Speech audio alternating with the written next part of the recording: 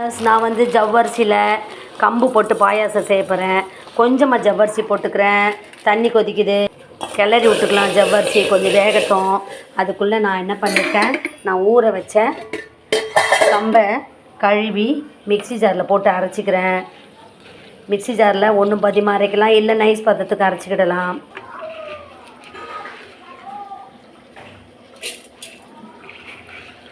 கம்பு எடுத்து மிக்ஸி ஜாரில் ஒன்றும் பாதியமாக அரைச்சிக்கிடலாமா. ஜவ்வரிசி நல்லா வேகட்டும். இது பாருங்கள், ஓரளவு வெந்துச்சு, கண்ணாடி மாதிரி வந்திருக்குன்னு நினைக்கிறேன். இப்போ நாம் இந்த ஸ்டேஜில் நான் வந்து கம்பு பார்த்திங்களா, மிக்ஸி ஜாரில் அந்த கம்பை ஊற வச்சு மிக்ஸி ஜாரில் அரைச்சிக்கிட்டேன். அதையும் ஊற்றிப்போம். ஊற்றி சிம்மில் வச்சு கட்டி போடாமல் கிண்டுவோம். கொஞ்ச நேரம் கிண்டுன்னா போதும். மிக்ஸி ஜாரை கழுவிட்டு ஊற்றிப்போம். கட்டிப்படாமல் கிண்டிப்போம். நல்லா கூழ் பதத்துக்கு கிண்டிப்போம்.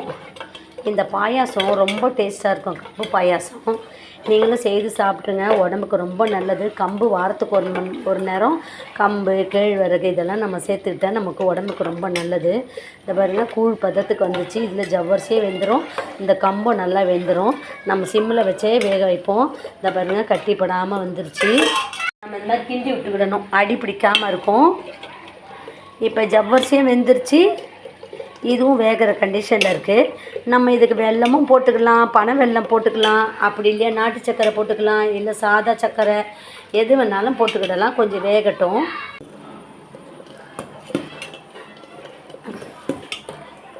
இப்போ நான் வந்து இதுக்கு வந்து பனை வெல்லம் போட்டுக்க போகிறேன். பனை வெல்லத்தை போட்டு காய்க்க போகிறேன். நல்லா நாங்கள் திருச்செந்தூர்லேருந்து வாங்கிட்டு வந்த பனை வெல்லம், அதை கொஞ்சம் நான் வாஷ் பண்ணிக்கிட்டேன். ஏன்னா கொஞ்சம் வெள்ளை வெள்ளையாக இருந்த மாதிரி இருந்துச்சு, அதனால் அதை வாஷ் பண்ணிட்டேன். அதையும் இதோடையே போட்டு நல்லா வேக வச்சுக்க போகிறேன். கொஞ்சமாக கல்லுப்பு போட்டுக்க போகிறேன். இதை பாருங்கள், இவ்வளோண்டு தான் கல்லுப்பு. ஏன் தெரியுமா, உப்பு போட்டு செய்தால் தான் ரொம்ப நல்லாயிருக்கும் ஸ்வீட்டுக்கெல்லாம். அந்த ஸ்வீட் எடுபடும் இந்த வெல்லம் கரையிற வரைக்கும். இந்த கம்பு வந்து நல்லா வெந்துருச்சு, கம்பு ஜவ்வரிசிலாம் வெந்துருச்சு. இதையும் போட்டு நல்லா வேக வச்சுப்போம். இப்போ வந்து நெய் போட்டு தாளிச்சிக்கலாமா. பாயாசம் எப்படி இருக்குன்னு பார்ப்போம். நெய் போட்டு தாளிச்சுப்போம். இந்த வெல்லம் அப்படியே கரையிற வரைக்கும் வேகட்டும். அதுக்குள்ளே நம்ம நெய்யை ரெடி பண்ணுவோம். சுவையான கம்பு பாயாசம் தயாராகிடுச்சு. இந்த வெல்லம் நல்லா கரையட்டும். கரெக்டாக இருக்கும் கரையிறதுக்கும். இந்த நெய் போட்டு நம்ம வறுத்து போடுறதுக்கு முந்திரியை.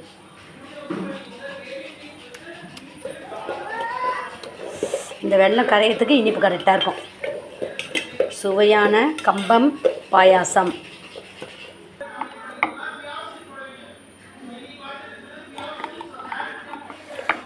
நெய் வந்து சுத்தமான நெய்,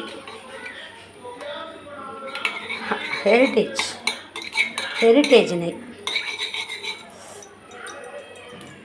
இன்னோட கொஞ்சம் நெய் போட்டுக்கலாம்னு நான் நினைக்கிறேன்.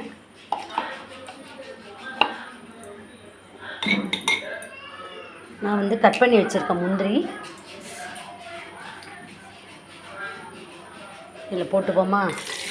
எனக்கு ஏலக்காய் பிடிக்காது, அதனால் நான் ஏலக்காய் போடல. ஏலக்காய் போட்டால் நல்லாயிருக்கும். எங்களுக்கு வந்து ஏலக்காய் போடுறது பிடிக்காது, அதனால் நாங்கள் ஏலக்காய் போடல. இப்போ பனை வெல்லத்தில் நான் பாயாசம் பண்ணிட்டேன், கம்பு பாயாசம்.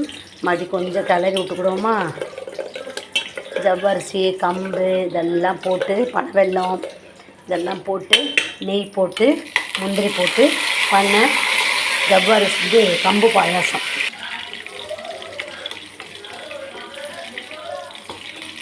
நல்லா கொஞ்சம் ப்ரௌன் கலரில் வந்தால் நல்லாயிருக்கும். போதும், ப்ரௌன் கலரில் வந்துச்சு. ஸ்டவ் ஆஃப் பண்ணிடலாம். ஓகே, இப்போ இதுகிட்டே இருக்கட்டும். இது எப்படி இருக்குது பார்ப்போமா. பாருங்க, இந்த பாயாசத்தை இது ஊற்றிக்கலாமா. நெய் முந்திரியை இப்போ அந்த முந்திரி எடுத்து போட்டுக்கலாமா.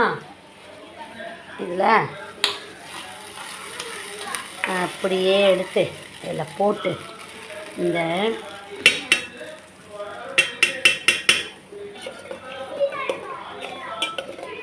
கம்பம் பாயாசம் தயாராகிடுச்சு.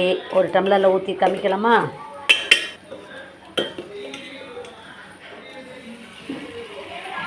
சுவையான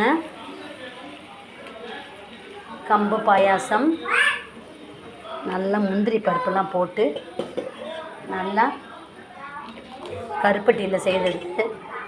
ரொம்ப ஹெல்த்தி ஃபுட் இது, ரொம்ப டேஸ்ட்டாக இருக்கும். இதை பாருங்கள், ஈவினிங் ஸ்நாக்ஸுக்கு நம்ம இதை ஒன்று சாப்பிட்டா ரொம்ப ஹெல்த்தி ஃபுட் இது. நீங்களும் செய்து சாப்பிட்டு பாருங்கள். உங்களுக்கு இந்த கம்பு பாயாசம் பிடிச்சிருந்தா சேனலை லைக் பண்ணுங்கள், ஷேர் பண்ணுங்கள், சப்ஸ்கிரைப் பண்ணுங்கள். தேங்க்யூ.